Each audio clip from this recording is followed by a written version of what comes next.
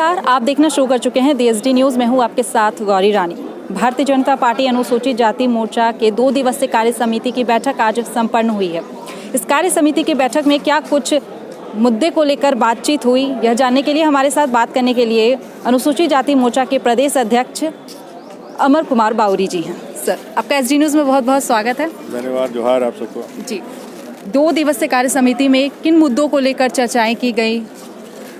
आज 2 दिवसीय कार्य समिति हमारा संपन्न हुआ है और हम लोगों ने आज से 2 दिन के अंदर पूरे झारखंड प्रदेश में जो 13% के करीब जो आबादी है अपनी और लगभग 50 लाख के करीब अपनी जनसंख्या है, उस जनसंख्या के जो मुद्दे हैं, जो आज उनको जो अपने हक अधिकार से वंचित होने का जो विषय है और उनके ऊपर जो अत्याचार अन्याय जहाँ भी हो रहा है, चाहे भूखलगासी की मृत्यु का मामला हो, चाहे ठंड से मौतें हों, उन सारी चीज़ों को लेकर के हम लोगों ने विचार विमर्श करके एक राजनीतिक प्रस्ताव तैयार किया है, जो राज्य की सरकार को भी हम लोग और जनता को देना चाहते हैं और उसके लिए संघर्ष का रास्ता आगे अख्तियार करने के लिए हम लोगों ने संकल्प लिया है कि आने वाले 1 साल के अंदर एक लगातार संघर्ष की एक श्रृंखला रहेगी और एक विराट प्रदर्शन झारखंड के अंदर अपने राजधानी में हम लोग करेंगे और अपने हक अधिकार को वापस पाने का कोशिश करेंगे। राष्ट्रीय अध्यक्ष भी आए हुए थे, लाल सिंह आर्या जी, उन्होंने क्या कुछ दिशा निर्देश दिए? कार्यकर्ताओं को क्या कुछ दिशा निर्देश दिया गया?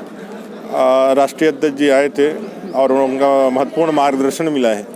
उन्होंने एकमात्र यह लक्ष्य रखा है मोर्चे के लिए कि जो झारखंड राज्य के अंदर हमारे 27 जो हमारे सांगठनिक ज़िले हैं, उस सांगठनिक ज़िले के हर एक टोले तक जहां हमारा अनुसूचित जाति समाज का कोई एक भी परिवार निवास करता है, वहां तक पहुंचना है और उनमें पहुंच करके हमारा जो पार्टी का जो विचार है, हमारी पार्टी के नेता श्रीमान नरेंद्र भाई मोदी जी के जो कार्य है इसे समाज के लिए, उसकी उपलब्धियों से उसको जोड़ना, इसे धर्म संस्कृति से जो अलग करने का एक षड्यंत्र जो अलग एक देश विरोधी और समाज विरोधी लोग कर रहे हैं, उससे लोगों को जागृत करके इसे समाज के साथ संगठित रख करके एकताबद्ध रख करके आगे बढ़ना, ये सारे विषयों को लेकर के हम लोग वहाँ तक पहुँचने का लक्ष्य रखे हैं। और 1 साल हमारा डेडलाइन है। हम लोग इस संगठन के साथ एक युवा संगठन खड़ा हुआ है, बहुत अनुशासित और बहुत ऐतिहासिक रूप से यह कार्य समिति 2 दिवसीय जो भरोसा कम था लेकिन बहुत ही ऐतिहासिक तौर पे सफल हुआ है। आप लोगों का भी बहुत धन्यवाद कि आप लोगों ने 2 दिन इस मोर्चे को और इस मोर्चे के कार्यकर्ताओं को लगातार अपने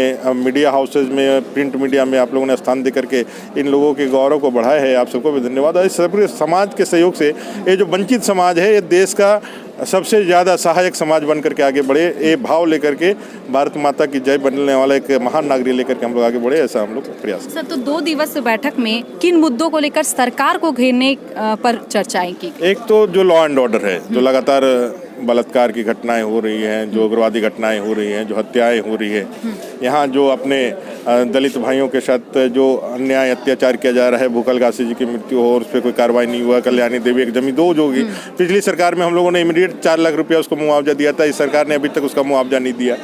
ठंड से हुई मौतें हों या फिर जो आज जो भी सरकारी योजनाएं चल रही है, उस सरकारी योजनाओं में जहां हमारे ST भाइयों को 100% अनुदान दिया जा रहा है, हमारे SC भाइयों को 50% तक अनुदान में लाकर खड़ा कर दिया गया।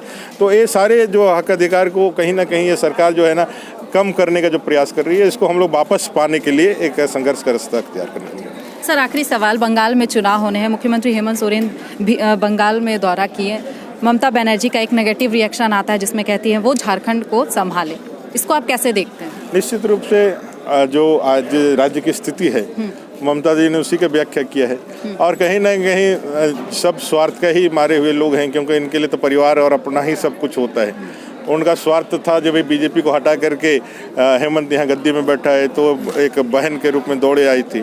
आज उनको लगता है कि हेमंत जी यदि वहाँ जाते हैं तो उनके वोटों का कहीं बिखराव होगा और उनको कुछ सीटें गंवानी होगी आज, इसलिए उनको भाई को समझाने और धमकाने का काम कर रही है। इनका जो भी हो, चाहे वो ममता दीदी हो चाहे हेमंत भैया हो, ये सारे लोग जो हैं ना सिर्फ अपने परिवार और अपने स्वार्थ के लिए राजनीति करते हैं और इसके राजनीति के सत्ता पे जाना चाहते हैं। भारतीय जनता पार्टी एकमात्र पार्टी है जो राजनीति में सत्ता को साध्य नहीं साधन समझती है लोक कल्याण के लिए। तो ये हमारे साथ बात कर रहे थे अनुसूचित जाति मोर्चा के प्रदेश अध्यक्ष अमर कुमार बाउरी जी ने, जिन्होंने साफ तौर पे कहा है कि चाहे वो ममता बनर्जी हो, चाहे वो हेमंत सोरेन हो, ये सभी जो हैं वो स्वार्थ की राजनीति करते हैं। अब देखना होगा कि बंगाल चुनाव में क्या कुछ नया मोड़ लेता है। तो फिलहाल इस खबर में इतना ही। तमाम और खबरों के साथ बनी रहने के लिए देखते रहें DSD न्यूज़।